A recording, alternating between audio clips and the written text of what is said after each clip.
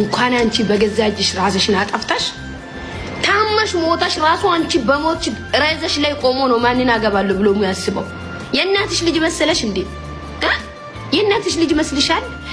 ለማታቂው ቀን እኮ ነው ያገናኘሽ። ሀዲገሽ ከ18 ዓመት በኋላ እኮ ነው ከወንድ ጋር የተገናኘሽው።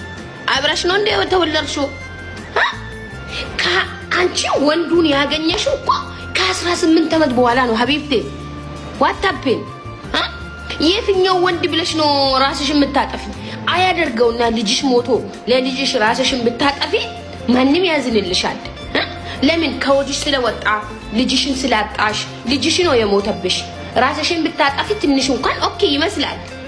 ወንደተሽ ነው ለወንድ ብለሽ ራስሽን የምታጠፊ? ድንግልን እስኪያስቡ ቆም ብላችሁ ሴቶች ምንሽ ነው ሲኖ ይኸውልሽ፣ ቆንጆ ከሆንሽ ትንሽ መልክ ወዝ ካለሽ ካንቺ ጋር ይኖራል። ወዝ ከሌለሽ እኮ ጥሎሽ ነው የሚሄደው። ከሌለሽ የለሽ ማንም እኮ አይወድሽም። ለየትኛው ነው ታዲያ አንቺ ራስሽ የምታጠፊ? ታማችኋል፣ እግዚአብሔርን ያማችኋል እኮ።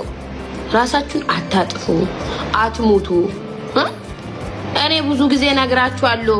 ፍቅር ውስጥ ስትገቡ ማታ ማታ አንሶላ ስር ገብታችሁ አትጀናጀኑ። ይሄ አንሶላ ነው አሁን ነገር ያመጣብን ያለ። አንሶላ ውስጥ ገብታችሁ የኔ ማር የኔ ፍቅር እኔ እኮ ያለ አንተ መኖር አልችልም፣ ህይወቴ ባዶ ነው ያለሽ። አንሶላ የምትገፍፊ ቢመስል ስትገለባበጪ ትጀነጅናለሽ። ጥሎሽ ይሄዳል። ካንቺ ጋር አንሶላ የሚጋፍ ስታጨራሽን ታጠፋለሽ። ከቀን ድገት የማይመጣ ነገር የለም። ምን ነው ዋሻው እንዴ?